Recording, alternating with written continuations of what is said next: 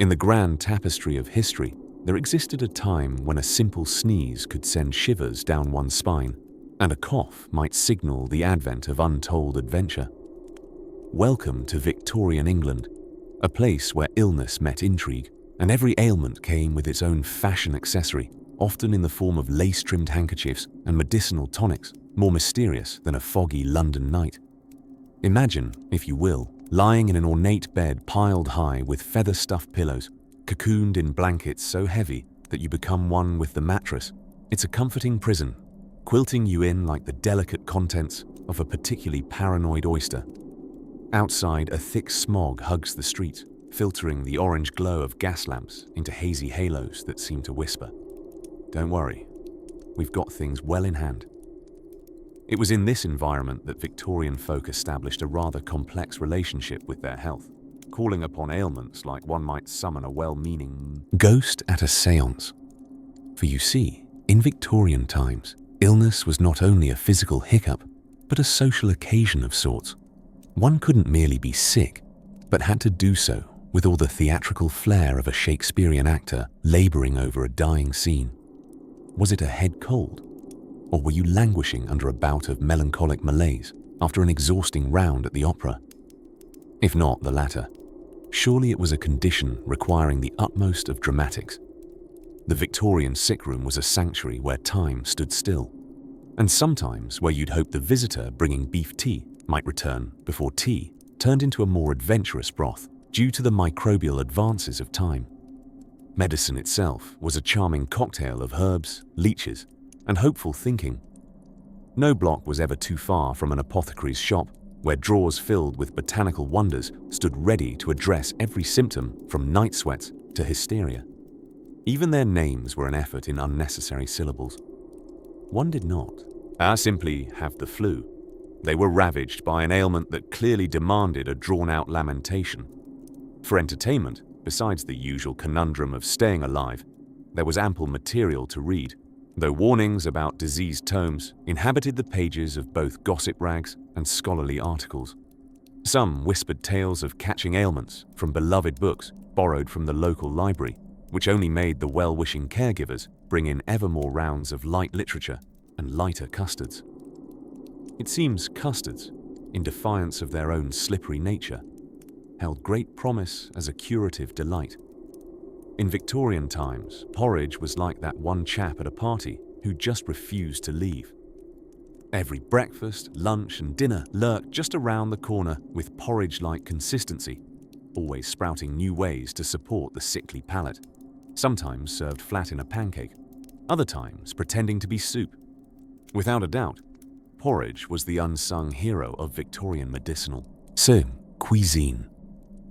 It never cured a single cold, but it was comforting enough to distract from it, which, at the time, was practically the same thing. As twilight dipped into night, even illnesses seemed to take on a certain romance, with flickering firelight casting long shadows across the room's floral wallpaper.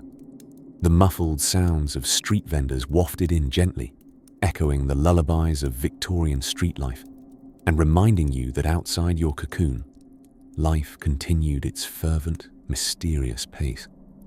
And so, as the fever dreams of the night began their dance, you'd find yourself nestled deeper into the arm-warmed creases of your pillow. The solemn tick of a nearby clock was both a heartbeat and a lullaby, softening your senses. Allow the gentle embrace of time to take you, gently ferrying your thoughts towards slumber. If these stories help you drift off, please subscribe to the channel. It would mean the world to me. And before you fully fade into dreamland, I would love to know where you're listening from and what time it is there. As you begin to lose yourself in sleep's tender embrace, drift softly through history's tapestry. For this night, you are entrenched within it. Have you ever been so sick that a trip to the doctor seemed as daunting as swimming across the English Channel? Welcome to Victorian England, where getting ill was like entering a live-action play of Macbeth, full of drama, occasionally ghastly, and definitely not for the faint-hearted. Imagine you are young Albert Weatherby, tucked rather uncomfortably into your narrow bed, piles of woolen blankets smothering you like a loving but oppressive relative. You wake up one morning with a sore throat, a minor inconvenience by today's standards, but a harrowing revelation in Victorian times. This could mean anything from a common cold to the plague, with everything from oatmeal treatments to full-blown exorcisms on the therapeutic spectrum. First, let's meander into the humble abode, or rather, the overtly cluttered parlour of your average Victorian home. The walls are a patchwork of floral wallpaper, a timeless museum of wilted bouquets. Cabinet shelves strain under an army of porcelain knickknacks, oftentimes more ceramic than scent. When you report your condition, your loving but slightly misguided mother, a woman armed with nothing but folk wisdom and Victorian magazines filled with alarming medical advice, doses you with a medical marvel known as the cure-all tonic. Yes, this concoction is about as reliable as a paper umbrella in a monsoon, but it makes its rounds faster than a scandal in high society. Interestingly, it's composed of a pinch of herbs, a litre of hope, and just the slightest hint of actual medicine. Let the doctor bring some more colour to this canvas. Literally, as he's just dismounted from his bicycle, raincoat flapping like a misplaced sail, splattering a watercolour of muddy London onto your doorstep. His leather bag contains all manner of contraptions that sound like they belong in either a wizard's lab or a peculiar murder mystery. Leeches for bloodletting, a stethoscope as complex as the royal family tree, and an assortment of pills that might just be peppermint candies in disguise. Having surmised your throat complaint requires more than just the comforting words of Mrs. Beeton's Book of Household Management. The doctor suggests bloodletting. Now, in case you're imagining a vampire with impeccable monologues, rest assured it's just a polite gentleman poking about with needles, convinced that if you just let a little blood out, the universe might conspire to put everything else back in order. Ironic, isn't it, when the cure sounds more alarming than the ailment itself?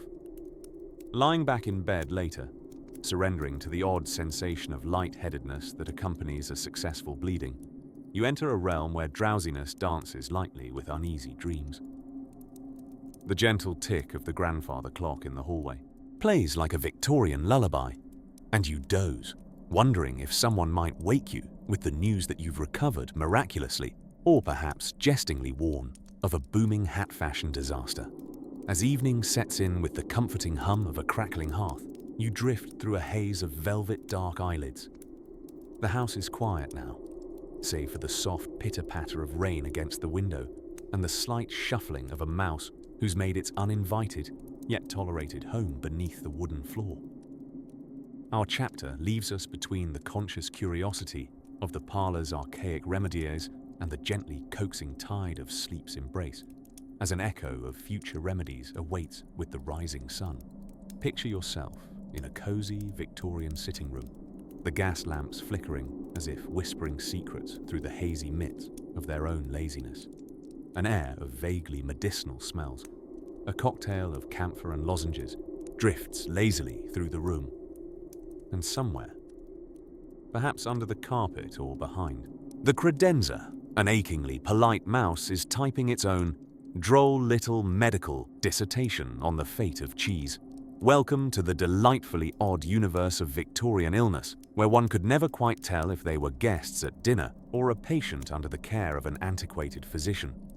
Perhaps, dear listener, if you were feeling a touch under the weather in this era of top hats and petticoats, you'd find yourself ensconced within layers of woolen blankets, each more determined than the last to act as a private sauna.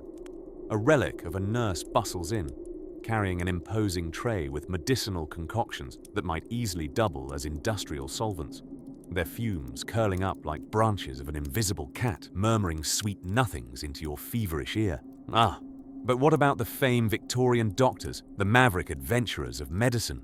Imagine a fellow sporting mutton chops so grand they required their own postal code. Here he comes, riding the crest of his confidence like a captain at sea, though, instead of charts and maps, his tools are perplexing instruments with functions as mysterious as the moon's dark side. ogling you with an air of benevolence muddled with oblivion. Our dear doctor attempts the uromancy of diagnostics, scrutinizing a sample of urinal fluid while waxing poetically on its virtues as if it were a fine sherry. With a flourish, he might prescribe something utterly preposterous by today's standards, perhaps a strict regimen of weak lemonade, punctuated by frequent soaks in tepid honey baths. This would be accompanied by advice to keep one's spirits high, possibly with a touch of opera singing, just to keep the neighbors on their quivering little toes. Then there was the matter of the cure-all remedies, a phrase wrapped with the same contradiction as jumbo shrimp or honest politician. Whether it be castor oil, cinchona bark, or a miracle elixir concocted in the labyrinths of some alchemist's dream, it was all rather like stepping into a game of medicinal roulette. Would this potion leave you sprightly and rejuvenated, or leave you contemplating your own existence on the cold tiles of a Victorian lavatory? Only time, about half an hour usually, would tell. 2. The poultice industry was booming, dear listener. They weren't just blobs of nurture or nourishment smeared upon the torso with high hopes. No, each poultice was a ceremonial experience in its own right, as much a test of patience as temperature. Hot bread, milk, and, God forbid, mustard plaster, a mixture likely concocted to clarify the sinuses and end marriages, were kneaded into existence and applied so liberally. My friends, one might suspect it was all a trick by the Sandwich Board Association. Yet, one must not overlook the ultimate luxury afforded Victorian patients: bed rest. A treatment as accessible as it was effective, this age-old technique involved doing absolutely nothing, which, in its simplicity, could perhaps be the most sophisticated prescription of all. Just imagine lying prostrate.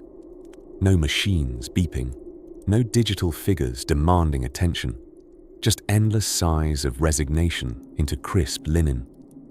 As the hour grows later and your eyelids surrender to gravity's yearning embrace, consider the tranquility of the night that must have enveloped these individuals of yore.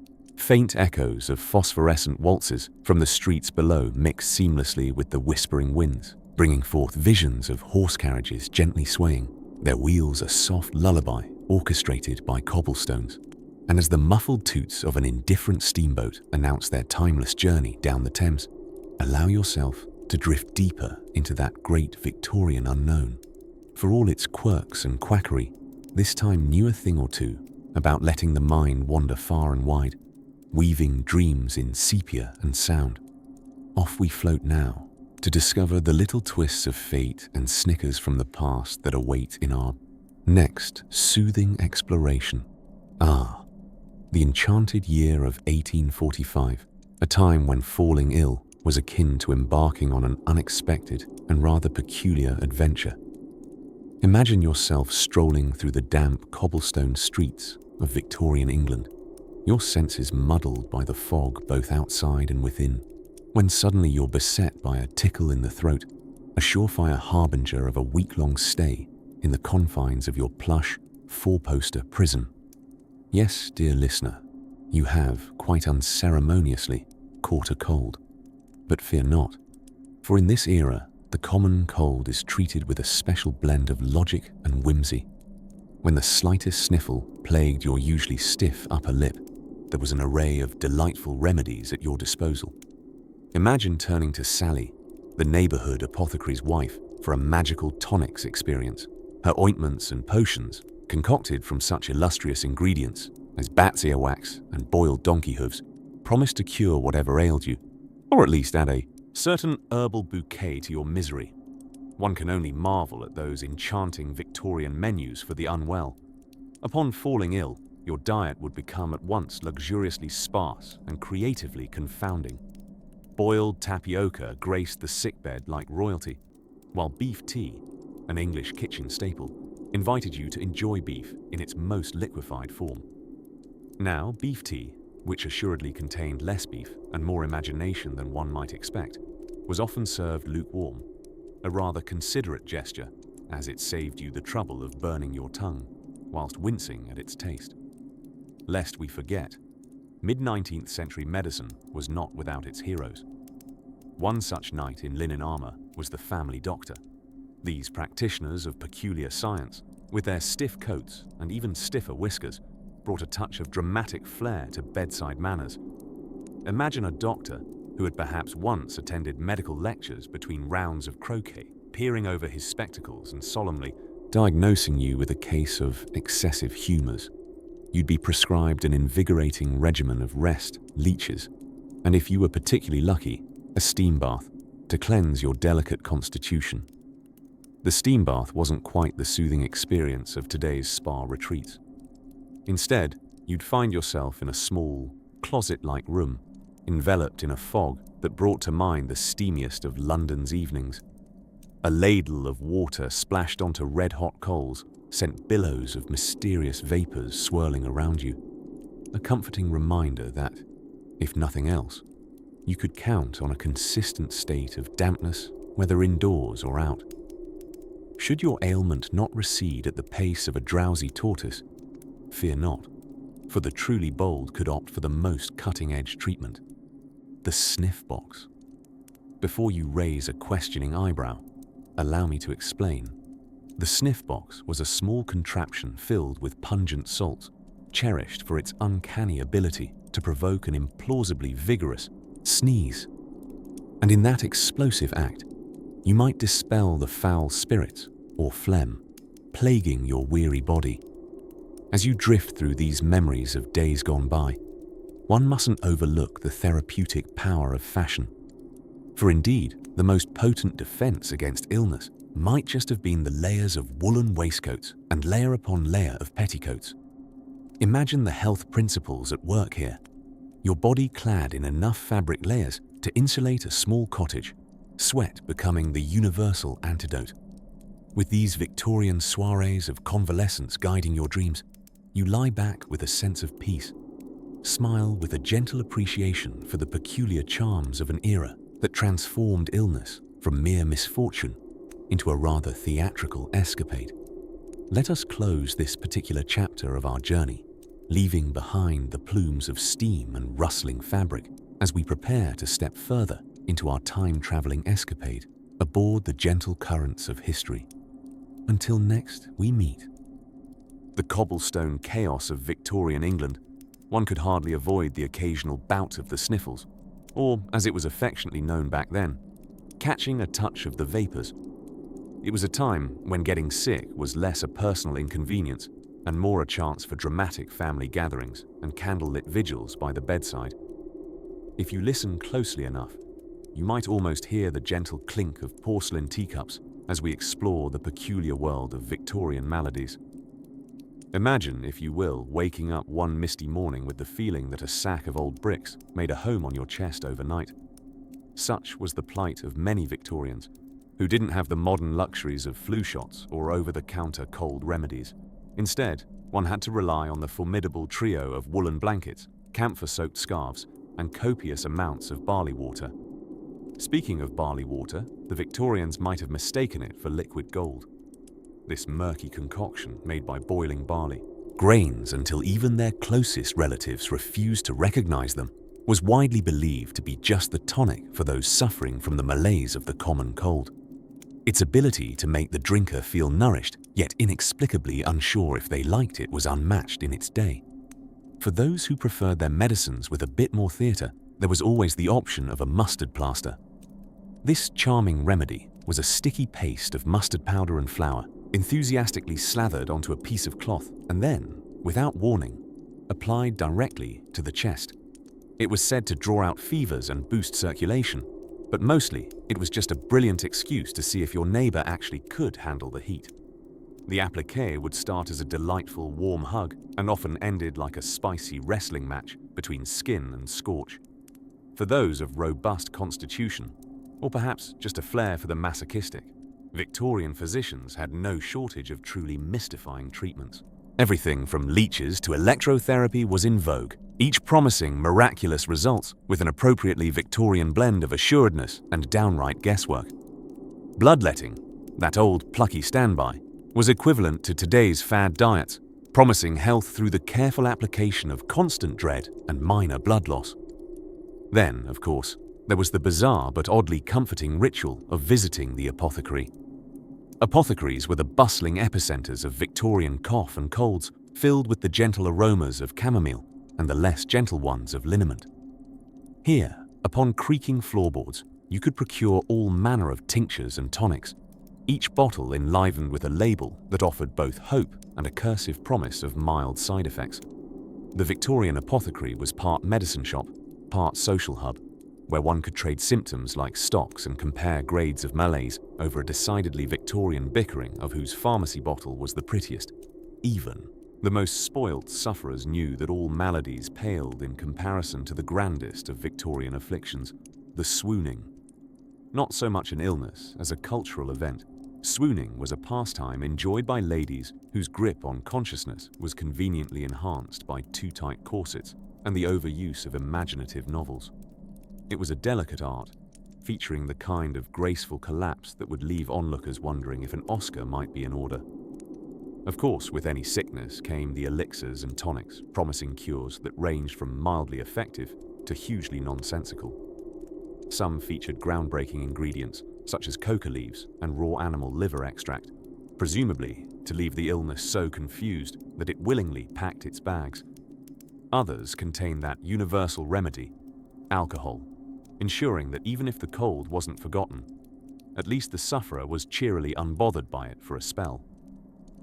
As the fog rolls subtly through the quaint Victorian town, gently ringing on the cobblestones, we leave our world of mustard plasters and barley water to settle into the night, our heads heavy with wisdom and a hint of disbelief that humanity ever survived at all. With the promise of more stories to soothe our bustling minds, we gently drift, dreaming of lace doilies and teaspoons clinking softly in fine china cups.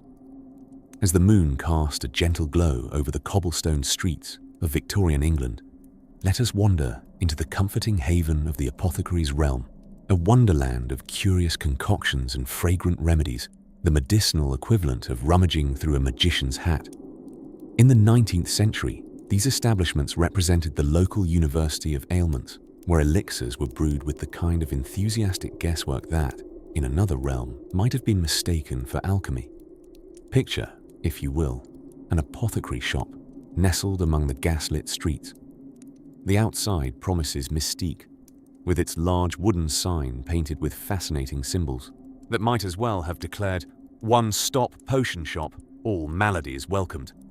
Inside, glass jars line the shelves like an audience of glistening phantoms, each containing bizarre powders, peculiar roots, and various substances that nowadays only a sorcerer would dare to use. In Victorian times, when you were feeling under the cloudiest of weathers, you might gingerly approach the apothecary, perhaps Mr. Wiggly or Mrs. Snodgrass. Their names alone suggested a flair for the theatrical, and their dispensary brimming with the promise of cure, or, at the very least, puzzlement. Medicinal wonders like Daffy's Elixir or Godfrey's Cordial were quite the rave, marketed as the liquid equivalents of curing what ails you, though occasionally they were as helpful as rain to a shipbuilder. Let us not forget that these same remedies had side effects that could rival a Shakespearean drama in their complexity. For a particularly pesky fever or persistent cough, an apothecary might suggest a potion bathed in alcohol strength so potent it could double as quality varnish. Indeed, many a Victorian seemed benignly cheerful post-treatment, which might have had less to do with feeling better and more with having tipped slightly into a tipsy oblivion. On the more mysterious side of things, one might find oneself prescribed a good old dose of opium. Ah yes, quite the versatile companion, opium, equally likely to induce dramatic inspiration or a deep, tenor snore, depending on the recipient's evening plans, or rather, their nation's luck at curing melancholia. If you had a touch of romanticism mixed with a penchant for morbidity, you might even find laudanum a fascinating addition to your library of symptoms. But let's not ignore the power of the poultice. Plasters and poultices, you see, were Victorian-era patchwork quilts for the unwell, a marvel of cooked-up combinations, ranging from mustard plaster to the more curious pigeon dung. And the poultices, because evidently, there's nothing a well-applied dollop of bird droppings couldn't at least pretend to mend. Outings to the apothecary were interwoven with daily life, as much a social event as a health necessity, particularly when one simply had to rub elbows, and perhaps herbal salves, with fellows sharing similar symptoms or afflictions. The Meander home, however, was rarely just a stroll. It was a calculated tiptoe through potholes of chatter and whispered news. For, in an age without instant messaging or status updates, this was the social network of the ill and immediately related. As you slip deeper into the balm of history's embrace, allow your mind to revel in the soothing riddle of Victorian curatives. These were times when the spirit of the age was fueled equally by curiosity and caution, a delicate dance between seeking solace and unwittingly tantalizing the unpredictable. Close your eyes. Breathe in the faint aroma of lavender pastilles from centuries ago and feel the gentle nod of time as it whispers more secrets of the past into your ear. Soon, the stories of the strange and strangely effective remedies will drift into the mysterious realm where all Victorian dreams reside. And with that, let the sands of time guide you to the next gentle revelation, where history's embrace will continue to comfort and amuse in those misty days of Victorian England when folks were, quite literally, discovering ways to be both sick and stylish at the same time. Being unwell was an art form in itself. Picture it now, a gentleman wrapped in layers of wool, staggering down a cobblestone street, the air thick with the scent of coal and dramatically construed hypochondria. While he might have looked like an extra in a Dickens novel, he was, in fact, very much a man of his time, fighting battles against the most formidable foes, the common cold and his own imagination. The Victorians had a peculiar relationship with illness, where being under the weather offered up both an excuse for some delightful melodrama and a chance to flaunt the dripping seams of society's medical expertise. Just imagine lying on a chaise lounge, draped in a paisley-patterned woolen blanket, while a family member read aloud from the latest issues of The Lancet, each passage more morose than the last. Now, let us stroll through the illustrious hospitals of the era, where physicians embarked on their rounds like explorers venturing into the unknown. You see, hospitals were quite an alarming spectacle back then. The beds were crammed together in large, echoing halls where the air was thick with the therapeutic aroma of ammonia and the subtle undertones of pessimism. Doctors were clad in their finest day suits, but fear not, dear listeners, for they deftly protected their entire ensemble from the rigors of medicine with the practical flair of, well, nothing. Sterility hadn't caught on just yet. Actually, it was still lurking somewhere, behind the curtains, waiting for its moment in the spotlight. Let's not forget, whilst on the subject of being thoroughly miffed about sterility and hygiene, the quaint little notion of miasma. The Victorian belief in this bad air was a foggy affair where illnesses were thought to be spread by ominous clouds of noxious vapor. Often, these sinister mists were depicted in illustrations as mischievous little sprites, eager to invade those artful nostrils. When combating such fears, the Victorians turned to their chapbooks of household remedies. One could solve ailments using such trusted concoctions as mercury, which apart from being adept at poisoning you, held no other credentials. Or perhaps a steaming cup of arsenic-infused tonic might help, guaranteed to spice up your existence no end. But let's now ponder a typical day. A frail hand rests daintily upon a fevered brow, a cool compress pressed dutifully there by a trusted housemaid whose sympathies lay somewhat unenthusiastically between pity and disdain. As the laudanum-laced spoons of syrup glistened in the candlelight, one couldn't help but be vaguely comforted by the thought of the cure being worse than the disease adage. The real fun, however, lay in avoiding doctors altogether, unless one had a penchant for trepanning or an experimental go at the newfangled practice they lovingly named surgery. It was, after all, the era of innovation. Many a personage of health and decorum preferred to consult their closest affiliations with tea and cake before daring such medical escapades. And yet, in this carnival of remedies and beliefs, there was a peculiar comfort to be found. Illnesses gave permission for vulnerability and rest in a hustle-bustle of ever-progressing society. Perhaps to fall ill was to take a step back into oneself, to hear the soothing sound of a less hurried world, one that still hummed to the tune of far-off carriages and the crackling warmth of coal fires. As we drift through the murmur of those Victorian times, our journey finds its gentle pause here, amidst evening shadows and the flicker of gaslights. Drift, dear listener, on the whispering breeze of history and the kind murmurings of yet more secrets to come.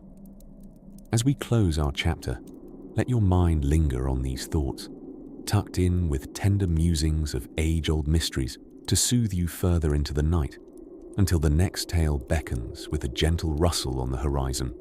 As you find yourself nestled under the covers, let us gently glide onward into the hygienic, or rather, questionably hygienic, adventures of Victorian England.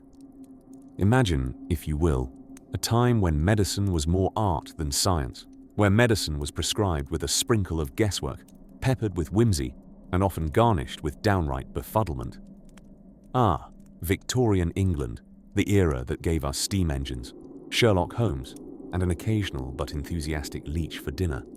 No, the leeches weren't on the menu perhaps, but these delightful little bloodsuckers were. Would you believe, part of the ultimate sick person's spa day package? Feeling faint, anemic, or just bored on a Sunday afternoon? There's nothing quite like a few leeches to spice things up, or theoretically, drain things down. But before one could even consider the luxuries of leech therapy, they had to contend with the concept of the doctor's visit. Picture a portly gentleman in a top hat, complete with a dashing waistcoat and a medical kit filled with an intriguing, if not terrifying, assortment of rattling paraphernalia. The Victorian doctor was a man who could prescribe almost anything your distressed heart desired, from laudanum lace tonics to heroic quantities of gin. Of course, it was all in the name of medicinal propriety. Now, inhaling the fine fragrance of London air in those days might elevate one's experience with earthy notes of coal smoke and a hint of equine cologne.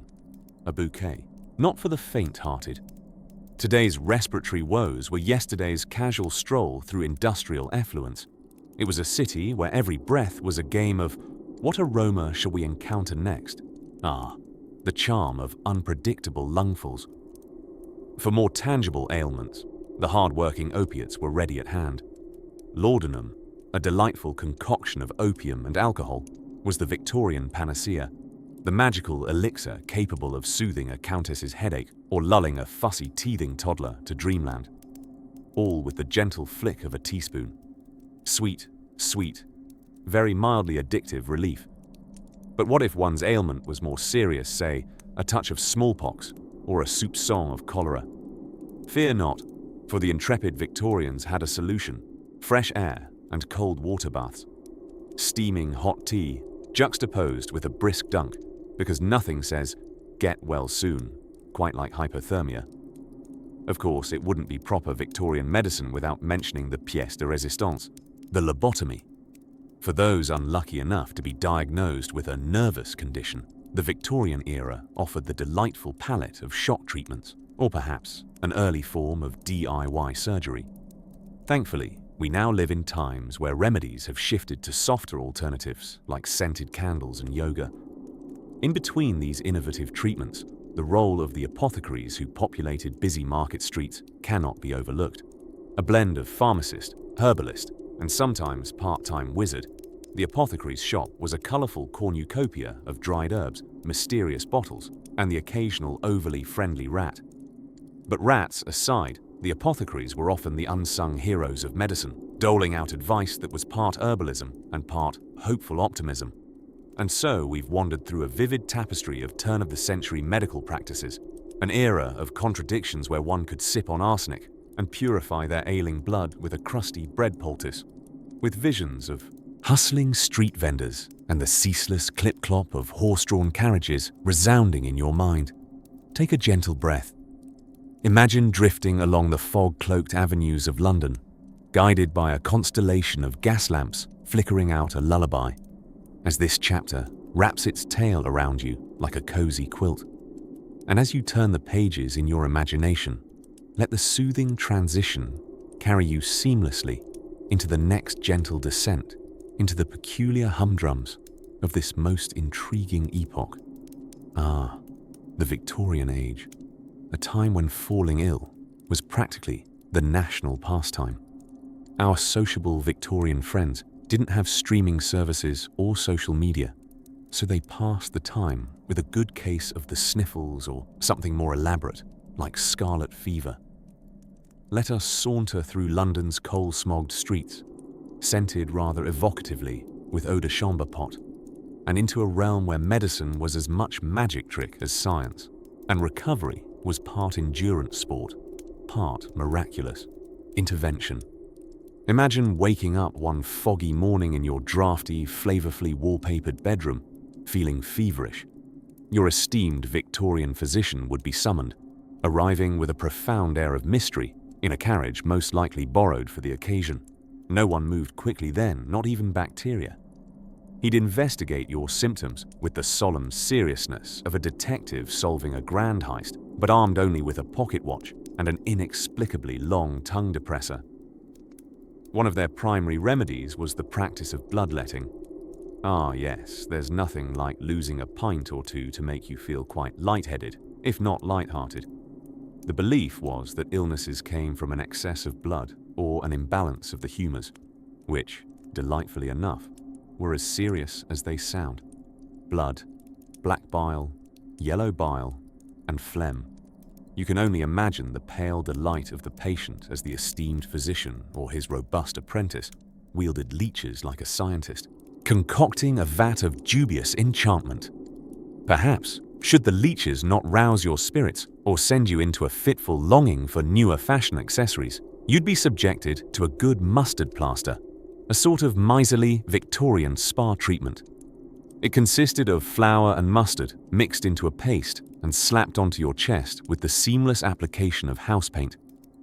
Its warmth was meant to encourage circulation and sweating, a process that intuitively seemed odd to disrupt a perfectly sound fever with more heat.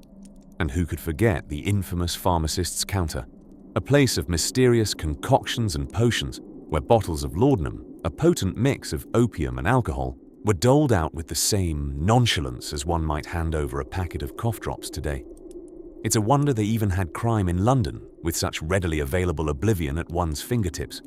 Balanced just so, between the stupor of laudanum and hallucinatory fever dreams, you might casually entertain a chat with the Queen herself, or at least someone who resembles her after a dose or two. For the more serious cases, surgery was considered a last resort spectacle, where the operating room was more theatrical than antiseptic. Intrepid surgeons worked at a brisk pace, and it was as much about swift skills as steady hands, for anesthesia was still in its infancy. More often than not, stoic patients gritted their teeth, proving once and for all that grinning and bearing it was quite literally a survival skill. When you weren't supping on an opium tonic or awaiting a well-placed mustard poultice, the Victorian sick room was a cacophony of bustling servants, anxious relatives, and peculiar recommendations involving castor oil or barley water. Bed rest was prescribed with the vigor of a general planning a campaign. And while being bedridden, one could reflect on all of life's joys, or perhaps lament the lack of modern conveniences, such as YouTube videos, to lull them into the realms of Morpheus. As the night drapes itself over the city, let's gently draw our curtains and extinguish those smoky candle flames. Rest, dear weary traveller through time, is the best medicine, though in Victorian England, perhaps also ingesting a faint spoonful of doubt and a dash of humour. And so, as you drift into the dreamland of the past, let us leave behind the clatter of corsets and canes, ready for whatever curious corner of history awaits come morning light. In the dim glow of candlelight and the muted tick-tock of a grandfather clock, let us meander through the quaint, tapestry-draped corridors of a classic Victorian ailment, the cold. Bear with me as we gingerly tiptoe through this beautiful ballet of sneezes and science, a playground where both often led one another like confused ballroom dancers at the wrong ball.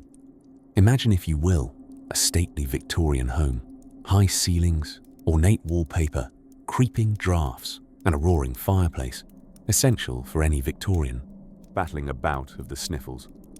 Here, a gentleman reclines upon a tufted chaise longue, a silk dressing gown pulled tight about him, and armed with a hot toddy, that trusty concoction of whiskey, honey, lemon, and whatever else one might muster from the pantry that seemed cunning enough to promise a cure. This sterling gent, let us call him Lord Snufflesbottom, the Earl of Sneeze, is battling the realm's most common cold with all the grace of a swan performing ballet in bedwear. Such malaise would be diagnosed with grave concern by none other than the man in black. No, not Johnny Cash, alas, but the quintessential Victorian doctor, visage severe and surely suffering from his own chronic boredom. This consultation was an affair in itself, often lengthier than the illness. Our esteemed doctor, equipped with an assortment of curious remedies, powdered rhubarb, arsenic for the brave, and invigorating saline drenches for the daring, held the Victorian equivalent of a Harry Potter won duel against congestion and mucus. Pass the aspergillum, good sir. But worry not, dear listener, for every physician's visit meant yet another peculiar tale to add to Lord Snufflesbottom's collection of adventurous should-be bedtime stories. The recommended treatments were more a checklist of curiosities than practical remedies. Should the Earl have roamed beyond the city, a rustic apothecary might have brewed an infusion of comfrey or elderflower, while city-based tonic purveyors would cajole one into imbibing dubious patent medicines with names like Dr. Lethargy's Vigorous Conflux. Beware the French imported radium water, my friends. Let's not forget the warmth of layers upon layers upon layers. Victorians fought off colds like a dissident army, layering itself with scarves, capes, and quilts, until one was aptly cocooned in fabric, not unlike an apprehensive caterpillar considering metamorphosis. By all accounts, it was probably the seasoned advice of a blustering aunt who famously proclaimed, "Keep thy feet warm, and thy nose colder than the Queen's dry humour." In the afternoon lull, assuming a feverish lull indeed set the day's tempo, the Earl would be pampered with soft readings from Charles Dickens' lesser-known laundry lists, or perhaps spirited recitations of Tennyson to chase away the gloom. Music, a waltz from the neighbouring harpsichord, or, should silence reign, the warbling gasp of an ailing bellows organ, serenaded the fever dreams. While the world beyond the thick drapes bustled in its soot and horse extravaganza, our dear Lord marinated in herbal broths and spoonfuls of ginger treacle, each concoction sweetening his pensive respite into a saga of sensory exploration. As night tiptoed across the city, blanketing roofs with silver light and gentle shadows, the Earl, draped in dreams and delightfully delirious from drowsy potions, drifted between the worlds of candlelit castles and fantastical figures, all influencers in the great panorama of sleep. And so, in the cocooning quietude of this period-bewitched enclave, let's leave Lord Snufflesbottom gently snoring, a relic of a timeless tale caught between tender sneezes and the tranquility only the night bestows. Awake tomorrow, perhaps, to continue our meander through the misty passes of history, where yet another chapter of intrigue will soft pedal its way onto the stage. Until then, let your thoughts noodle like Victorian curls in soft repose, and may the musings of this era waltz you into the realm of dreams. In the dim glow of a Victorian parlour, where the gas lamps flickered like timid stars looking for a confident one to follow, our tale unfolds with the gentle charm of lace curtains softly swaying in a rare English breeze. Here, nestled in the heart of gloomy grandeur, we find ourselves confronting one of the most dreaded yet strangely captivating pastimes of Victorian life, being under the weather. Now, banish any images of high-tech healers and sleek medical marvels from your mind. Instead, picture this: A cozy room cluttered with the oddest cornucopia of curiosities, all believed to hold the power to banish maladies back into their mysterious origins. A time when a sneeze set back more than just your social schedule. It set the gears in motion for a melodrama of medicinal proportions. Enter the apothecary, a figure who would feel at home in the realm between a magician and a well-dressed herbalist with a penchant for strange concoctions. If suffering from a seasonal cold, one might find oneself offered a delightful concoction of goose grease and camphor, a balm for the chest that, upon deeper reflection, seemed crafted more to entertain the senses than to guard against the sniffles. But dear listener, do not scoff at the power of the Victorian placebo, for sometimes belief was half the battle won, and a little warmth upon the chest could set one's mind to dreaming of Mediterranean coasts, even if reality retained the perpetual drizzle of an English sky. Then there was the curious case of mustard plasters, a titillating indulgence of spicy temptation. Feel a tickle in your throat. Fear not. Experience the heady sensation of this warming patch, which, frankly, might warm your skin and patience equally as it attempted to roast the cold out of you. Imagine, if you will, the sensation of your skin gently sizzling, as if one was being transformed into a holiday ham, slowly turning in the heat of the drawing room. This theatrical rendezvous with malady would not be complete without a sample of the era's penchant for potions. The local chemist, with all the charm of a culinary enthusiast with a fondness for bitter extravagance, would administer something quite aptly named a patent medicine. The bottle, charmingly labeled and resplendently adorned, dared you to indulge in its mysterious contents, while most would attest its prime ingredient was not so much medicinal but rather emphatically alcoholic. The sweet oblivion it offered was not to be underestimated, and while one luxuriated in the many-layered experience of pampered illness, every so often a well-meaning relative, much like an overeager chorus member misjudging their moment, would propose a tonic.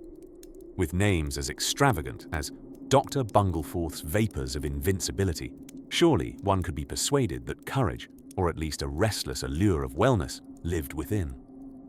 Nevertheless, as days slid into night and the flickering flames began to mirror the eyelids of even the most dedicated patient, there came a certain acceptance. For what better way to embrace the uninvited guest of sickness than swaddled in comfort, surrounded by stories and the soft rustle of pages heralding quieter adventures? Here, in the softly whispered promise of healing, where every blanket feels like an ancient treaty against the night cold, and every lullaby lulls like a gentle agreement of peace with the dust-bound universe, we find the Victorian lesson of illness. It was, perhaps more than anything, an intricate dance with identity, a partner to reflect upon one's place amidst the whirlwind of scientific oddities and domestic escapes. And so, dear listener, as we draw the curtains on this vignette of Victorian convalescence, let your thoughts drift softly onto the patient wings of sleep. The warm glow of imagined health might just nurse you into the arms of the Sandman, carrying you safely into the whispering warm tide of dreams, where the past writes itself anew. As the gentle passage of time leads us through the night, we linger on the cusp of dawn, resting gently before our next peculiar journey. In the dim glow of a flickering gas lamp, we enter the quaint, creaky realm of Victorian England, where falling ill was not merely a trifling inconvenience, but more of an avant-garde lifestyle choice, albeit unintentionally so.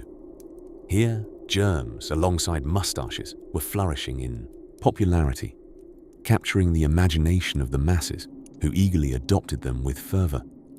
Picture yourself in an aptly named sick room, which was essentially a Victorian-style spa, minus the relaxing part. Draped in heavy curtains to shroud you from any hint of vitality outside, the room boasted an ambience somewhere between Edgar Allan Poe and a particularly moody attic. One's only getaway from boredom relied on a compendium of questionable home remedies that lay waiting on a mahogany sideboard, each as mysterious and unpredictable as the next. Speaking of such curiosities, let us turn our attention to the remedy especial, the mustard poultice. Ah, yes, a concoction guaranteed to make the ailment scurry away, due to its sheer pungency. The application would involve spreading the mustard mix thickly across a cloth and draping it on the suffering body part or, indeed, any brave soul in the vicinity. The logic was simple. If it hurt enough, it must be working. You see, this was the age of masochistic miracle cures, where the cure was often more dreadful than the ailment itself. But the pièce de résistance of Victorian medical theatrics would be the good old bloodletting, a theatrical process designed to balance one's humours. It was executed by a medical professional known as a phlebotomist, which, thankfully, today is more of a ceremonial title than a frequent visitor by your bedside. With leeches as accessories, you'd find yourself more a lucrative buffet than a patient. For indeed, the leeches themselves were highly sought after. Thought to possess healing powers, these slippery little creatures were the tiny hematologists of their time. Never mind the fact that they often left a smattering of bruises, or that, by the end, one might feel a tad more ghostly than they began. Should our imaginary patient find themselves suffering from an unrelenting chest cold, fear not, for the enigma that is Pearson's creosote could be administered. Dreamy, isn't it?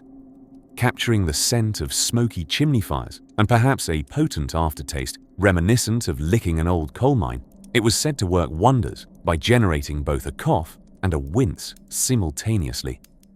And who could forget the luxurious treatment of bed rest, fervently prescribed by worried mothers and baffled physicians alike?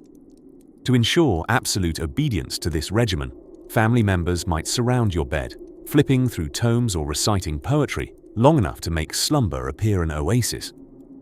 Bed rest was entertainment in slow motion, a place where the spirits of Dostoevsky, Tennyson, and obscure botanical guides would join hands in the festival of dreams above one's aching, fevered brow. Fascinatingly, ailments back then seemed to possess a flair for drama and spectacle, often accompanied by subtle discussions about visiting one of those newfangled sanatoriums, an exotic getaway where patients could embrace fresh air therapy or perform revolutionary exercises such as stretching, a rather slack revolutionary activity by today's gymnastic standards, yet at the time it was positively radical. In the end, genuine recovery often came in the form of a miraculous cup of beef tea, brewed with mysterious, and quite possibly imaginary, rejuvenating powers. Part broth, part life-altering experience, this warm concoction purported to bring vigor and joy back to the sallow cheeks of any Victorian patient and, quite fittingly, provided the final note of this melancholy melody of medicinal mayhem. As layers of quilts gradually swallowed the chilled patient and the weary eyelids drew heavy, the gaslight's soft flicker began to mimic the light of a distant star, guiding them towards a much-needed rest.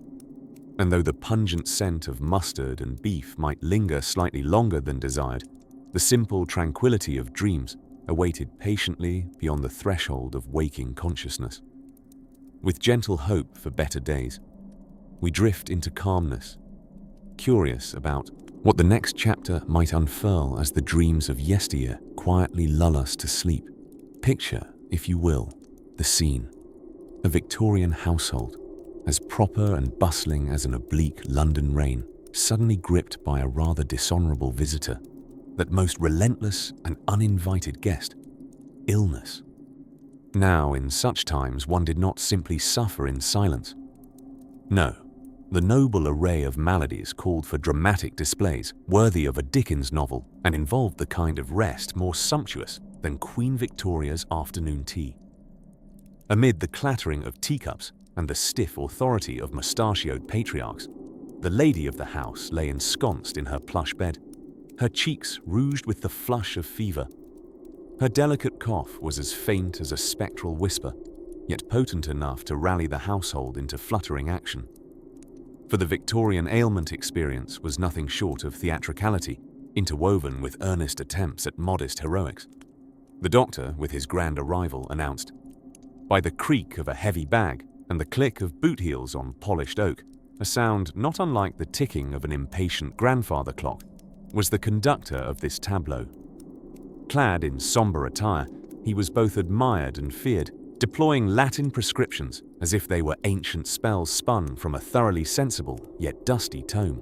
His most important tool, beyond the slightly anachronistic stethoscope or the ominous lancet, was undeniably the air of authority.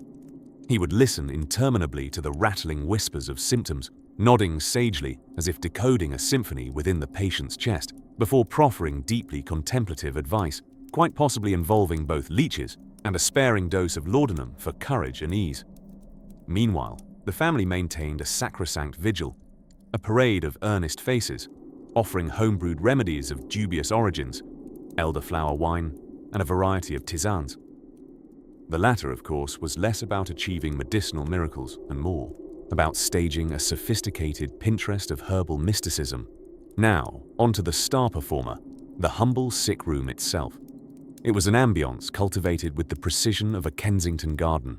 Heavy drapes performed an Oscar-worthy blackout scene, while a snowy regiment of pillows provided the kind of lofty shelter that an archaeologist might mistake for a particularly plush Neolithic encampment. In the background, the clock ticked reassuringly, a remnant of human existence outside the realm of the sickbed. An occasional breeze from a cracked window coaxed the lace curtains into ghostly choreography, adding just the right note of ethereal drama as the afternoon shadows embroidered themselves onto the patterned rug below. The act of reading was advanced as the apex of convalescent culture. Books scarcely touched by a lighter touch of sun formed towers on the bedside table. It is said that morose poetry was the dish of desire, and nothing could perk up one's spirits like the tragic end of a moor-bound heroine. This was perhaps bolstered by Miss Bronte's own health tribulations being all the rage, providing simply relatable literature for the bedridden and imaginative. Upon occasion, if the spectre of illness was deemed cordial enough, visitors were admitted to pay respects and whisper wishful forecasts of a swift recovery. Ladies bore baskets wafting with lavender and disarming muffins, while gentlemen inquired after health with earnestness as meticulously polished as their pocket watches. At last, when the fever unfurled its ghostly grip, leaving a patient more steamed than creamed spinach, the triumphs of recovery were met with almost political aplomb, accompanied by the wistful croak of a few ravens foretelling better days from beyond the cawing sycamore tree. As dusk began its gentle descent, gently shooing the reverie of the day into the folds of memory, the household could finally recline in a shared sigh of relief. The peculiar blessings of recovery reinstated order in the corridors. The faint scent of bergamot tea simmered once more, teasing the senses with promises of a softer tomorrow, and hinting, ever so quietly, at the limitless tales lying just a turn of the key away. As the creaking wheel of time rolls us gently into the heart of Victorian England, where the simple act of catching a cold might just spiral into a rather grandiose reflection on one's mortality, let's indulge in a tale of maladies past. Picture this: a quaint London street bustling with horse-drawn carriages, where even the rain seems to have a peculiar way of falling with sophistication, and every misty breath is a reminder of the communal air shared by the city's tenacious inhabitants. In this setting, let us unravel the peculiar relationship the Victorians had with one of their cherished illnesses, the common cold. Imagine, if you will, a delicate young lady named Millicent, draped in layers of woolen garments so thick they might as well count as architectural marvels. Millicent, granted the unenviable misfortune of a runny nose, sat in her drawing room with the resigned air of one attending their own period drama. In Victorian England, a cold was not just a mild inconvenience. No, it was considered a hallmark of the fragile grace expected of the upper class. Now, Millicent wasn't about to run to the local apothecary for a simple sniffle. That would have been far too pedestrian. Instead, she reached for one of the era's finest tonics, a concoction so fiendishly elaborate that it required ingredients from the apothecary quarterly. Let's not forget the dash of laudanum, because apparently nothing soothes a sore throat like an opiate-infused syrup. In these times, being under the weather often led to being overdiagnosed.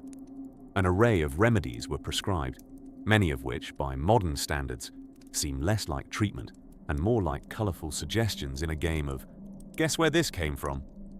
From goose fat, poultices to liberal applications of mustard plaster, ailments were treated with an eclectic mix of fervor and superstition. Millicent naturally couldn't choose just any ordinary remedy. Her faultlessly quaint constitution demanded an equally unique prescription.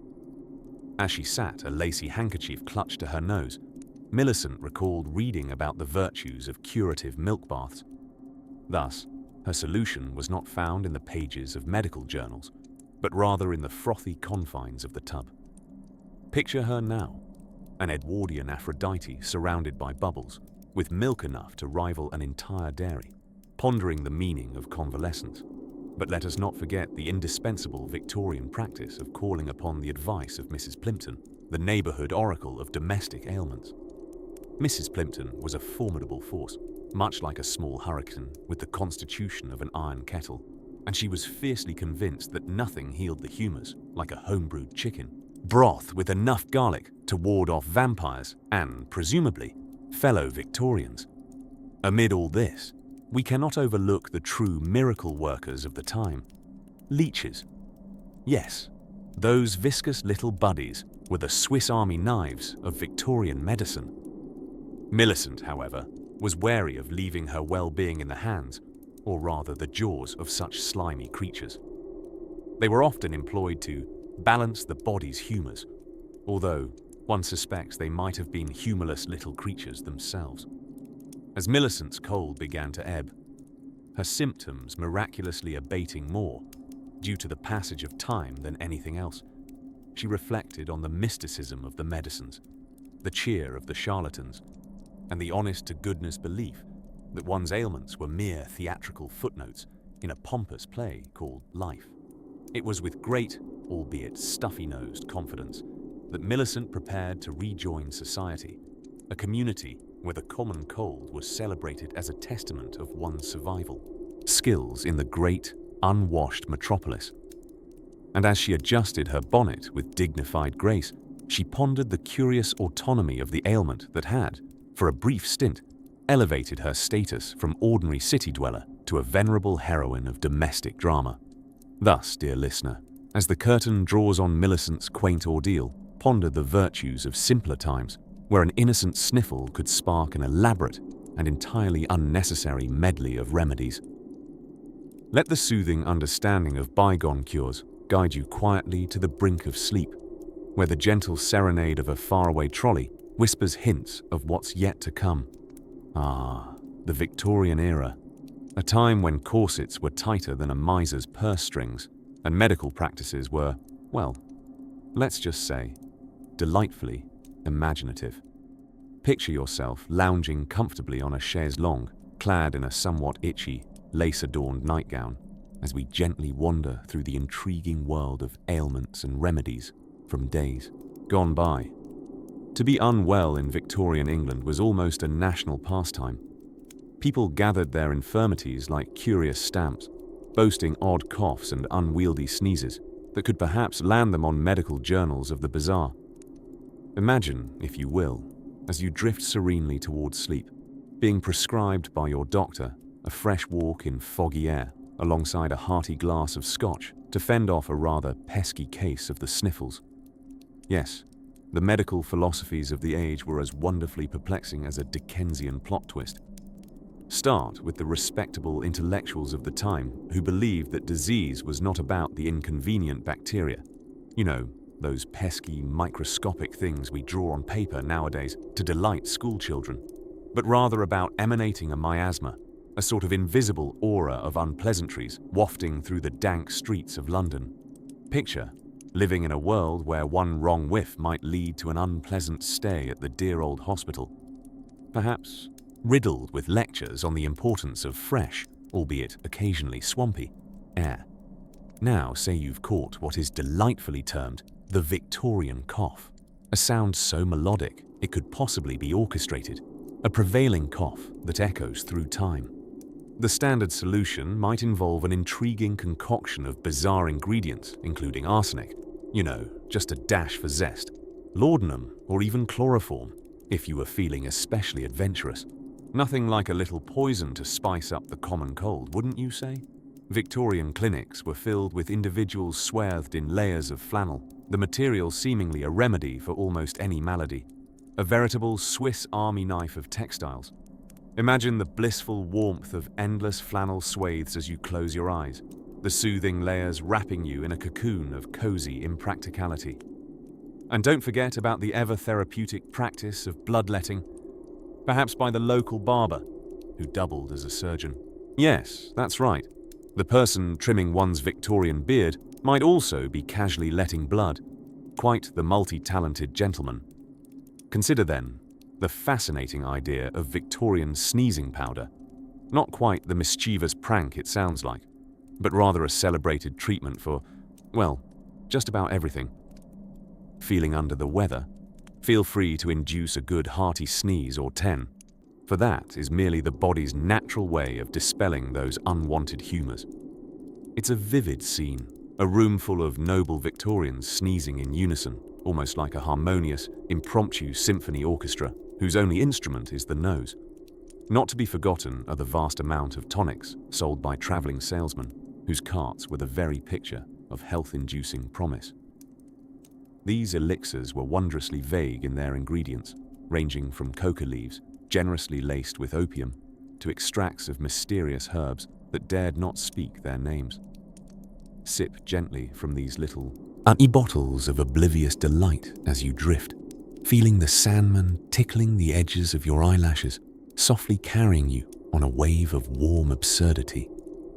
As you rest your weary eyes, imagine whispers from chapter 16, a tale gently floating in with hints of quackery and surgical curiosities that might just tickle your fancy. But for now, let the calm, comedic charm of Victorian illnesses cradle you softly to sleep, wrapped snugly within the embrace of flannel and fanciful old-world remedies. Picture this. It's another invigorating day in the bustling world of Victorian England. You awaken not to birds chirping, but to the more atmospheric soundtrack of horse-drawn carriages clattering over cobblestones and street vendors peddling their wares in the fog-laden morning air. The sun might be taking its sweet time to pierce through the drab, unyielding clouds, but not to worry, for the Victorian era has a peculiar remedy for every ailment beneath the heavens, a familiar companion for this. Chapter: The Grandiose Quacks of the Medical World. Our focus centers upon one notable remedy that was whispered about in dim drawing rooms and shouted over raucous pub noises: the dubious tonic of Dr. Augustus Unbending Wyvern's extraordinary elixir, a concoction as rich in alleged curative benefits as it was deprived of empirical evidence. Dr. Wyvern, famed for his moustache as much as his mysterious elixirs, confidently claimed that his tonic could cure ailments ranging from the sniffles to miasma of the spirit, an affliction suspiciously resembling a hangover. Sound too good to be true? Well, that's the kind of thoughtful skepticism that merits a daydreamy chuckle today. But back then, citizens were captivated by the staggering prospect of a life unhindered by the constraints of common maladies. A spoonful of such elixir promised to return verve to the sluggish, colour to the pale, and perhaps even recollections to the mildly forgetful. In practice, results varied, much like the shifting English weather. Imagine poor Mr. Fairweather, an aspiring thespian whose days on stage were frequently interrupted by fits of cough-in-a-lot coughs, a distinctly Victorian phenomenon perhaps exacerbated by the ever-present pea-super fog. Fairweather's friends suggested he give Dr. Wyvern's miracle elixir a try. With the first sip, an immediate wave of tranquility washed over him, followed quickly by an unfortunate squinting of the eyes, as if each taste bud had received a piece of shocking yet horrendously mundane gossip. One can only hope the placebo effect tickled enough sense of wellness within him to promote an extra soliloquy or two, a small price for a dose of theatrics. And yet, amidst this era's charming yet quack-filled medical landscape, there were indeed moments of legitimate, albeit accidental, scientific advancement. Take, for instance, the role hospitals played in pushing forth more stringent practices in cleanliness, or rather the love-hate relationship with soap, which at times was ceremoniously celebrated and at others decisively neglected. Ah yes, Victorian hygiene was as fickle as a cat's affection, precisely maintaining pristine appearances on the outside while often skating dangerously on soap's mercurial slopes. This delicate balance between curious class theatrics and slowly unfolding scientific discovery paints a vibrant tapestry of an age past, each thread interwoven with wit and wonder. Despite the occasional quackery, some genuine medicines began to find their footing mid-century, paving the way for future centuries fortified with vaccines and penicillins. As you luxuriate in the comforting grasp of your pillow, reflecting upon this whimsical journey through Victorian medicinal practices, let the soft echoes of trotting horses guide your thoughts to dreams of another fascinating era.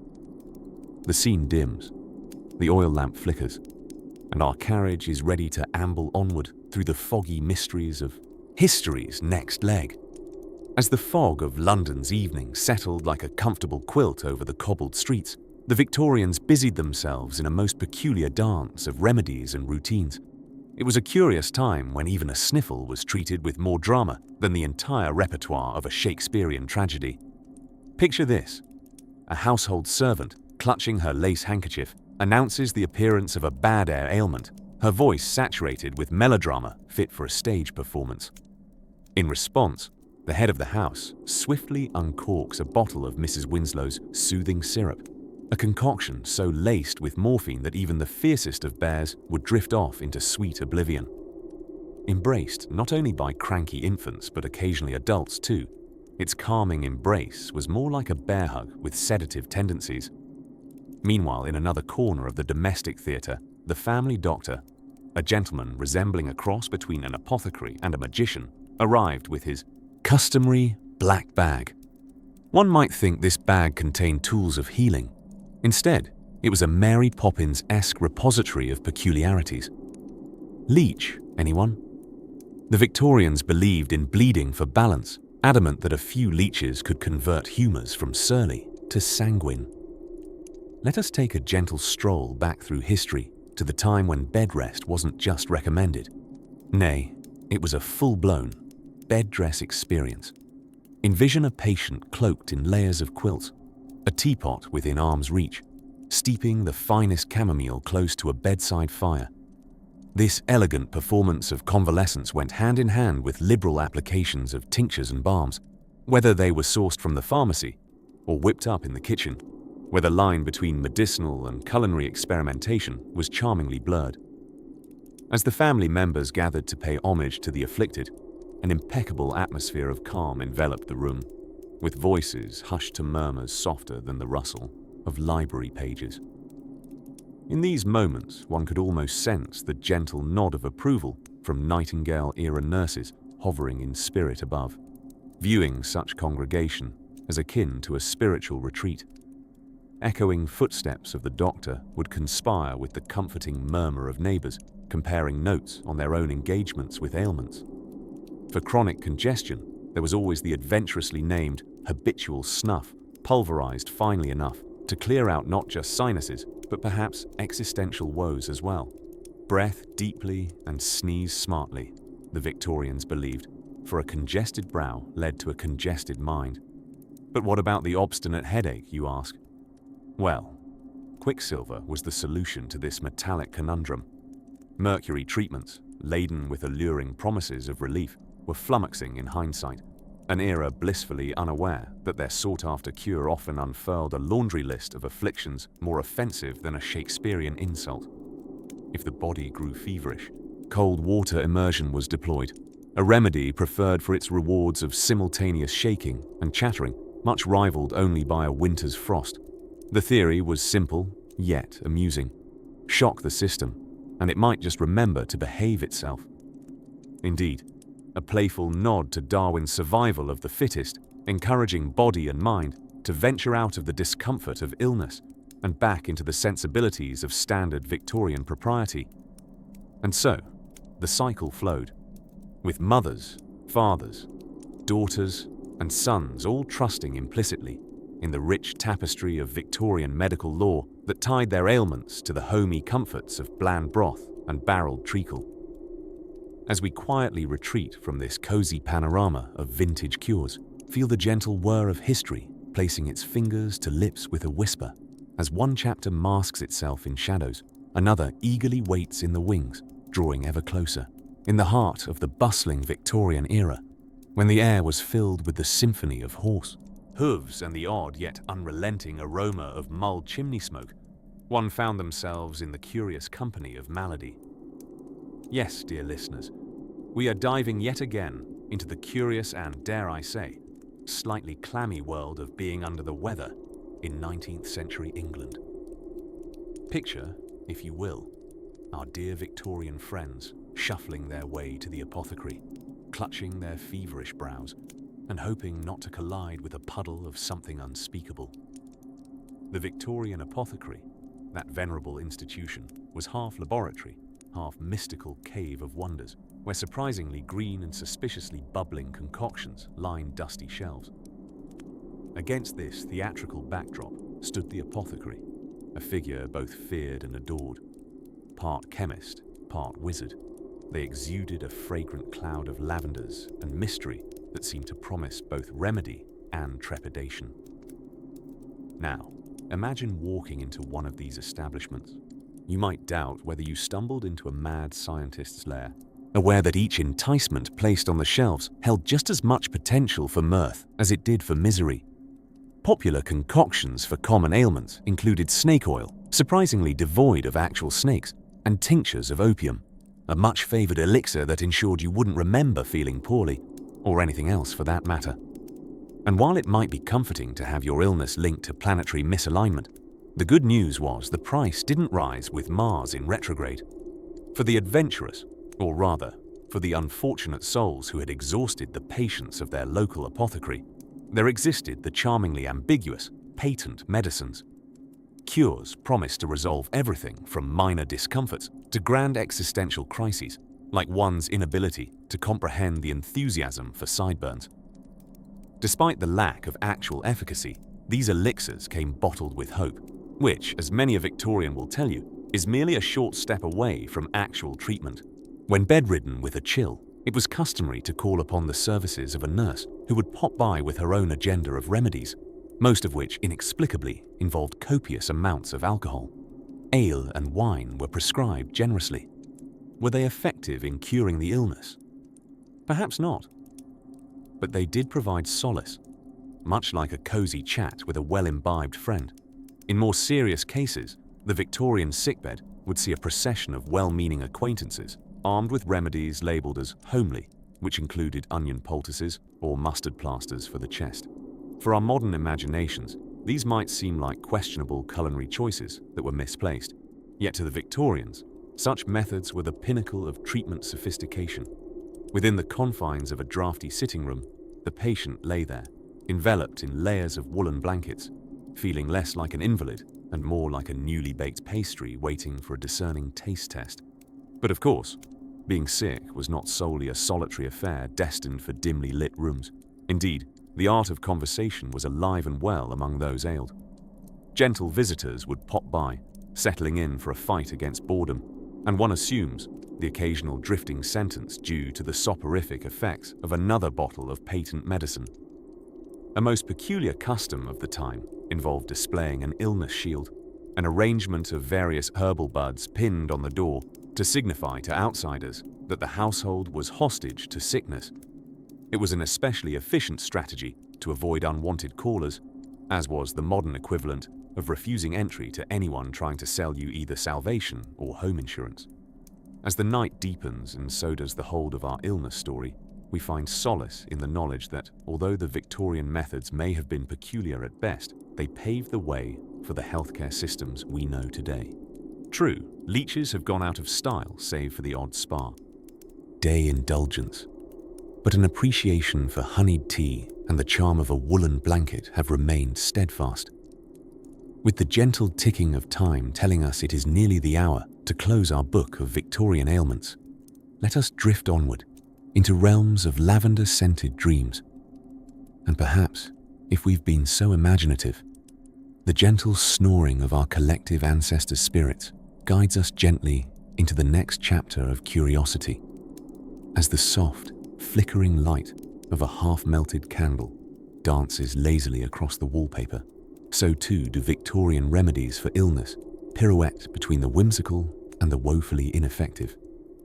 Picture, if you will, dear listener, the harried Victorian doctor, an indispensable figure armed with little more than a leather bag swarming with elixirs, powders, and a profound sense of personal conviction. Behold, laudanum's sweet siren call, that omnipresent cure-all that more often than not left its users drifting dreamily through daily life in a haze of drowsy contentment. Laudanum and its endless parade of claims could soothe anything from a pesky cough to the emotional turmoils of a broken heart. Surely, a wonder drug indeed, until you realize that its main ingredients are opium and alcohol, potent enough to have transformed the sufferings of Victorian England into their own ethereal circus act. And then there's the curious case of Mrs. Winslow's soothing syrup, a concoction formulated to lull even the most restless infant into quiet submission. Advertised with all the elegance of a maternal embrace, Victorians were conveniently oblivious to the fact that the syrup's chief ingredients were morphine and alcohol. Perhaps peace and quiet prevailed, but so did perilous side effects that were whispered only faintly in hushed circles of unamused parents. Meanwhile, old wives' tales fluttered through the streets like autumn leaves caught in the blustery breeze. Did you catch the notion that placing a spider web on an open wound could help it heal faster? Ah, nature and its curious remedies, the Victorian way of keeping cobwebs out of the parlours and on the patients instead. Fear not, friend, for like all enduring folk wisdom, this belief lived long enough to be replaced by something slightly less peculiar. And now, a jaunt to the infamous corner of the medical world reserved for the ubiquitous leech. Nothing screamed, a day at the spa, quite like being at the mercy of these slippery fellows entrusted with balancing your bodily humours. One shudders to think of a bath, not in warm water with calming aromas, but in more leeches than even the most devoted bloodletting enthusiast could stomach. Of course, our Victorian comrades were nothing if not innovative. The era of chlorine-bleached teeth had dawned, finding its niche alongside those hopeful enough to cast fortune into the questionable arms of electropathic belts, a device promising health benefits via an electric jolt. Light on scientific proof but heavy on zest, these sparkly sensations be buzzed through homes with the promise of invigorated health, or possibly just a lightly singed waistline. Imagine now, dear listener, candle flicker fading into the comforting glow of our modern bedside lamp as you ponder the era's penchant for risking personal safety in pursuit of good health. Ah, but there's a warm sort of admiration to be found here in their sheer resolve to innovate and persist, evoking gentle, perhaps irreverent chuckles. And yet, as the cloak of night settles deeper, perhaps it's time to lay these strange and wonderful tales aside for now. Our journey continues, meandering onward through the unexplored corridors of history, just beyond the penumbra of our candlelit musings. So let's roll over to coziness, knowing that the playful tapestry of oddities will await our return, each peculiar detail wrapped in the calming, gentle embrace of time. In the swirling mist of Victorian England, where the gentle taps of horse-drawn carriages echoed through cobblestone streets and the clatter of boot heels had their own rhythm, being under the weather was as much a theatrical production as it was a medical predicament. Picture this: a world lit only by gas lamps, with doctors who looked more like characters from a Charles Dickens novel than any modern-day physician, sweeping in with their ominous black bags filled with tinctures that promised more mystery than cure. Ah, the Victorian sick room, a place where malaise met melodrama with all the charm one would expect from an era that gave us both the elegance of Queen Victoria's reign and the enduring invention of the flush toilet. But before porcelain plumbing, the first port of call for any respectable Victorian unwellness involved a considerable amount of swooning.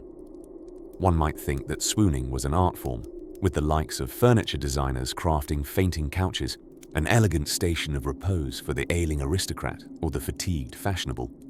Imagine yourself nestled into pillows, your complexion just the right shade of consumptive chic. In bustling cities like London, rife with fog and societal standards almost as thick, it was fashionable for a delicate constitution to symbolize the height of sensitivity and refinement. If well-to-do Victorians had a motto, it might have been, "Why merely be ill when you can be interestingly unwell?" Their penchant for dramatizing sickness was matched only by their love for remedies, concoctions straight from an alchemist's dream or nightmare. Victorian medicine was a curious cocktail of folklore, burgeoning science, and the occasional placebo effect, with a medicinal cabinet that looked suspiciously like it could double as a barkeep's. If your condition lacked a little animation, fear not. Out came the opium tinctures and laudanum solutions, mixtures both potent and paradoxically ineffective, lulling sufferers into an opiate-induced serenity while doing little to address underlying ailments. One can only imagine the drowsy conversations that ensued, with patients pondering life's greater mysteries in the dreamy haze of their treatments. Then there were tonics to be fortifying, abiding comrades against the grim spectre of lethargy. A sip of something new and strange might include the energizing kiss of coca leaves, the lively fizz of cola nuts, or a more sinister hint of strychnine, all vials nestled together like exotic guests at a peculiar party. It was a pharmacological theme park, albeit one where the roller coasters were strictly indoor and the safety regulations were best left unmentioned. As feeble Victorians languished in bed, the doctor himself often played the role of both mystic and figurehead, replete with an impressive vocabulary of Latin phrases.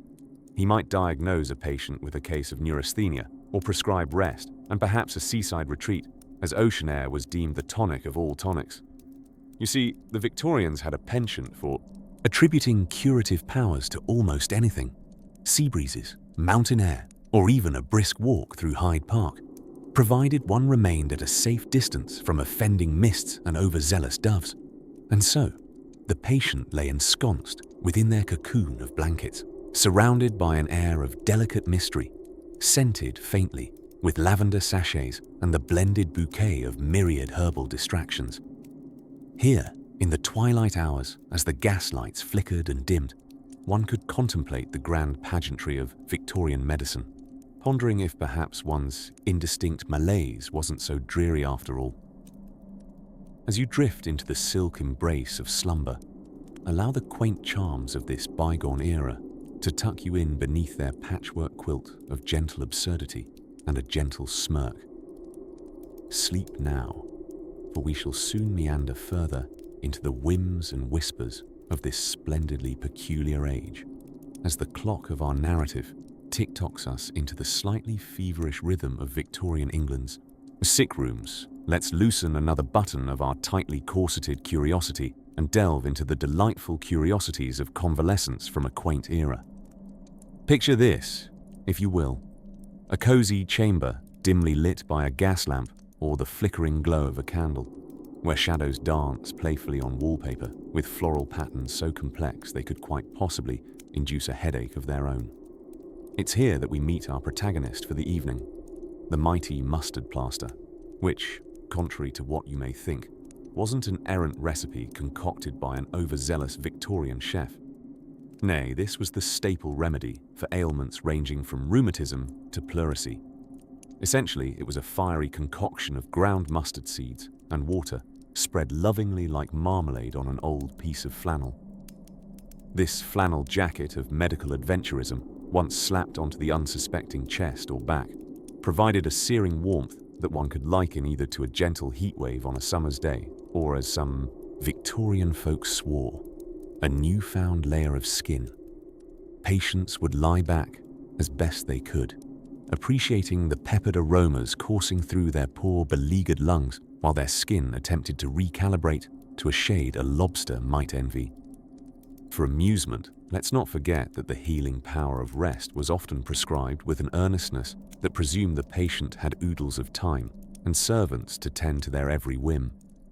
Several weeks of bed rest in a room filled with the finest china and teetering stacks of novels was a remedy any busy Victorian wouldn't dare to scoff at, unless, of course, the novels all happened upon some ending of moral edification. Alas, if one was feeling the creeping sensation of melancholia, it wasn't the age of serotonin levels or cognitive behavioral therapy. Victorians, with their flair for the dramatic, promptly took to movable feasts, large meals partaken whilst literally moving about town. This tradition, full of peripatetic charm, claimed to drive away sad humours in the company of fresh air and sweeping landscapes. Which sounds rather pleasant, until you consider it involved trudging about with an entourage of fiddlers and picnickers. For in those days, silent contemplation was deemed quite dangerous to the soul. Speaking of the soul, let's not overlook laudanum, the Victorians' answer to nearly everything mildly inconvenient. Consisting of opium dissolved in alcohol, tasty, laudanum was the go-to prescription for soothing a case of the nerves, curing coughs, and could even put a lively pertness back into a languorously fluttering heart. Entire novels could write themselves if only the writers weren't so comfortably drowsy and artistically inspired by thimblefuls of this fashionable tincture. But beyond physical ailments lay the intricate web of social discomforts. For what could be more troublesome than upon visiting your friend's cozy sick room? The horror of feeling slightly queasy yourself. What an art it was to faint gracefully into one of those ornate fainting couches, a piece of furniture designed not for leisure, but for swooning grandly in a manner that surely relieved any embarrassment of the moment. While the kestrel winds of fate flutter our pages toward another time, let us sigh contentedly and tuck our own mustard plasters back into history's bric-a-brac drawer. For now, let the gentle company of these quaint absurdities and tender fancies steep in our thoughts, like a good cup of chamomile, easing us into the cradling arms of slumber and the next chapter in our grand journey through the whimsical annals of time, in the hush of a fog-laden London evening, gentle enough that the gas lamps flickered a sleepy golden glow. Let us traverse back to the charming chaos of Victorian England, a place where illness was sometimes viewed with a mix of perplexity and what we might whimsically call a reckless enthusiasm for experimentation. Prepare to be fluffed and tucked into this quilted historical lullaby as we explore a peculiar chapter from this time's ailment adventures. Picture, if you will, the average Victorian sitting room, painted in varying shades of gloom, save for the cheerful crackle of a smoky coal fire. In one of these rooms, an unwell gentleman reclines on a chaise lounge, sporting an expression of a noble suffering. In those days, all you needed to initiate a full-blown to-do was the faintest hint of a cough or the most delicate of sneezes. Instantly, home transformed into the bustling epicenter of medical drama. Enter Nurse Nightcap, as she shall be affectionately known in this story, a matronly figure, complete with a lace cap, armed with a basket of bottled potions that were brewed with either zealous confidence or blind hope. As she bustles in, one can almost feel the poetic wafting of lavender and various other mystifying scents designed to chase the illnesses away, or at very least, to intrigue them sufficiently that they might leave out of mere puzzlement. Now, she trills, applying a spoonful of syrup that promises to soothe any number of ailments, ranging from respiratory melancholy to foot ailments. A bit of this tonic will have you right as rain. What she doesn't mention, of course, is that this miraculous syrup contains enough alcohol to anesthetize a medium-sized walrus, but such were the Victorian remedies. No illness was too daunting that it could not be alleviated with a liberal dash of inebriation. Amidst such tangible atmosphere, one cannot overlook the whimsical appliance known as the invalid carriage. Designed ostensibly for those too delicate in constitution to walk about the city, these wheeled contraptions were a testament to Victorian innovation, or possibly Victorian ability to give idle hands yet another gadget to tinker with. Envisage the sheer absurdity of rolling down a cobbled street bundled in blankets, ensconced much like a travelling cocoon. It's both luxuriously, peculiar, and distinctly ludicrous. Naturally, the social customs surrounding sickness were a spectacle of their own. Anyone returning from a sick day hiatus had an obligation to humor every social call with descriptions of their past suffering, using adjectives so florid that they might make an academic's vocabulary blush. In Victorian England, even a simple cold could be associated with a melodramatic plethora of sensations worthy of a novelization. And if you were doing it right, you could stretch that narrative into social currency all season long. The role of the apothecary, the mystical purveyor of colored glass bottles filled with every imaginable concoction, cannot go unsung. Dressed in a coat more befitting a chemist on a show, his establishment resembled a curiosity shop where illnesses were diagnosed with an enthusiastic flourish. Were you troubled by vapors? A touch of melancholy? Perhaps a complete down-to-the-soul unease that didn't just go away? Fret not. Surely, among the oddities in store was just the cordial or tincture crafted with 1,000 promises. Whether it worked or not was a mere footnote in the grand narrative of health. And it would be remiss not to mention the Victorian penchant for diagnostic entertainment, otherwise known as quackery to modern sensibilities. This flair for employing odd devices like the Victorian electric cure hinted at a preoccupation with machines that whirred and buzzed in ways that were otherwise unnatural. It added a flair unmatched by its medicinal efficacy, much like an aging magician performing to an audience of curious onlookers. As the room darkens with the creeping onset of evening, the coal fire sends gentle shadows skittering across the wallpaper, much like little mice made of smoke. Nurse Nightcap retires, her ministrations leaving behind a sense of lavender-tinged tranquility, mingled with the victorious snores of a gentleman who, momentarily free of discomfort, slips into dreams.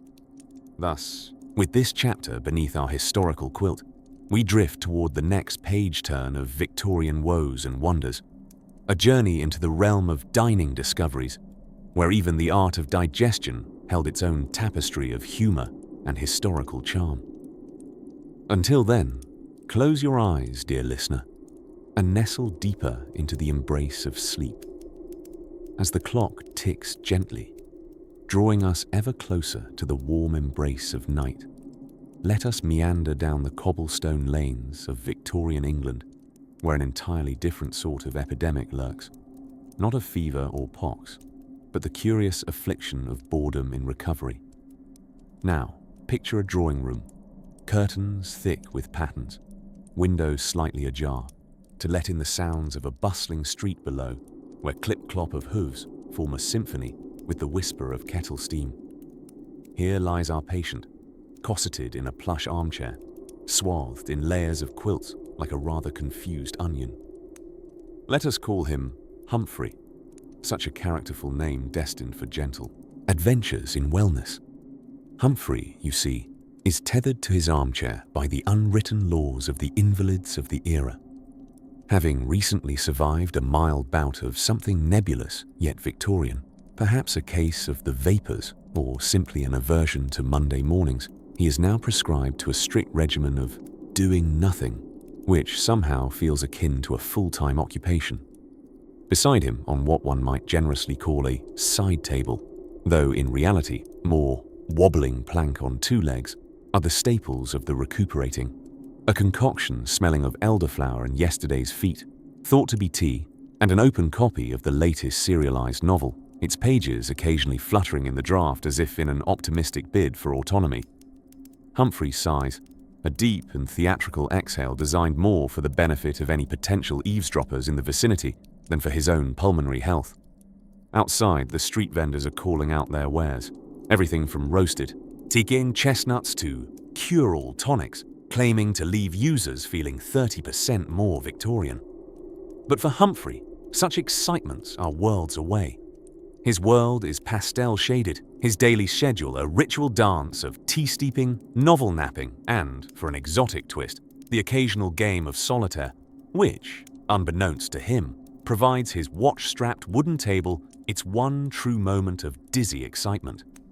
Not to overlook the social aspect of convalescence, it is important to note that visitors have made their rounds. Aunt Agatha, a woman with a voice so reassuringly constant it could double as the country's timekeeping signal, has brought news of neighbors who stood on the brink of minor inconvenience, which in Victorian times required much spiritual support. There is also Cousin Ethel from the Lake District, who descends like a gusty rainstorm at family gatherings, leaving behind a scatter of parlour games and marmalades, confounding in both flavour and provenance. In this somnolent cycle, Humphrey muses on life's bigger quandaries, whether it is more palatable to brave the great outdoors, treacherous in its demands of social conversation and firm eye contact, but rich in fresh air, or to remain in his quilt-made fortress. The latter clearly demands less buttoning of waistcoats and a lining of top hats, solid reasons that paint a very unconvincing picture of hesitation. As our tale winds its way toward an autumn-dusted evening, we might notice that Humphrey's eyelids, much like the pages of his novel, have commenced a gentle flutter, laden with the warm weight of sleep, while the street outside dims to a gentle hush, punctuated by distant laughter. A promise of life continuing beyond his cocoon of cushions. With a touch of whimsy and perhaps an imaginary wave to the notion of tomorrow, Humphrey succumbs to a comfortable slumber, bundled in a rich tapestry of revisited adventures, monotonous chats, and tepid, yet somehow very satisfying tea. And so, dear listener, as we close the chapter on our visit to Victorian malady mismanagement, we turn our thoughts to what dreams may come, whispered in twilight tones, waiting to unfold with the charm of Chapter 24's welcome embrace. Until then, let us float gently on the river of sleep that carries us to the shores of another day, as the candlelight of our tale flickers to a close and the Victorian night draws near. We find ourselves in the humble quarters of a perfectly ordinary London household. Here, the soot of the city mingles with the sweet aroma of lavender pomander balls, valiantly battling the ripe presence of ailments lurking within. Now, let's conjure a vision of Percy, an earnest fellow with a love for cricket and the unwelcome company of the common cold, which in these times was rather misappropriately termed the grip. As Percy lay in his iron-framed bed, layers of eiderdown piled over him like a protective fort, he pondered if the cure his dear Aunt Agatha swore by, made of sea turpentine and goose fat, was truly for health, or perhaps just a covert Victorian tactic to test one's spirit. But at least Percy could take solace in the steady company of Horace, his stalwart cat, who purred with the kind of smug satisfaction only cats, and perhaps royalty, seemed to muster. Horace's warmth perched at the foot of the bed was believed, by some very speculative physicians, to ward off maladies, or at least it certainly helped one forget them. In the corner of the room, a pot of steaming chamomile tea sat, a modern-day relic of simple, divine comfort.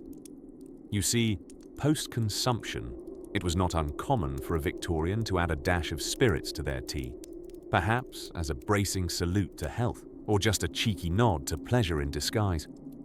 As Percy sipped his brew, he contemplated life's simple conundrums. Why was the medicine always more dreadful than the ailment itself?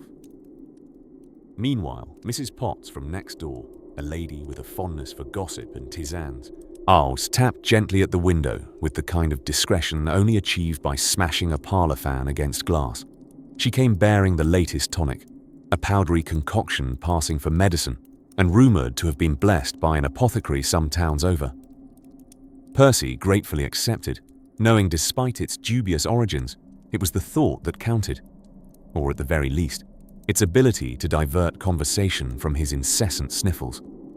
Drifting back towards sleep, Percy's thoughts turned to the silk bonnet his sister Matilda had sent over from Brighton, meant to keep his head warm and spirits surmountable. There was nothing quite so humbling or so entertaining as the notion of wearing such a dashing article to combat the chills. Yet perhaps, underneath his mortifying appearance, lay the true heart of historical remedies, utter, hopeful absurdity. Now picture, if you will, Percy's reflection in the looking-glass, nose glistening with camphor rub, throat wrapped in a scarf knitted by his grandmother's diligent hands, each fray a testament to battles of cold and colic past. He wondered if there might ever come a time when being sick meant sipping a simple spoonful of syrup that didn't set one's mouth ablaze, with the taste of burnt herbs and determination. As the echoes of the streets grew softer outside his bedside window and the gaslights dimly glowed, Percy closed his eyes, imagining a time beyond time where sickness was just another day, rather than a spectacle of peculiar potions and endless coziness. We leave Percy now, nestled among his quilted battlements, breathing in the soothing ambrosia of lavender, woolen threads, and the soft licks from his ever-loyal Horace. The quirks and curiosities of Victorian health, a curious melange of blind faith, esoteric remedies, and the powdered panaceas of their day, gave future tales much amusement indeed. And so, with a gentle closure of the curtains of our tale, and the last tremor of laughter, turned to a whisper. Rest now, dear listener. Let the Sandman's gentle broom sweep over you, leaving a trail of whimsical history and tingly comfort to cradle your dreams tonight. Good night, and sweet, enlightened slumber.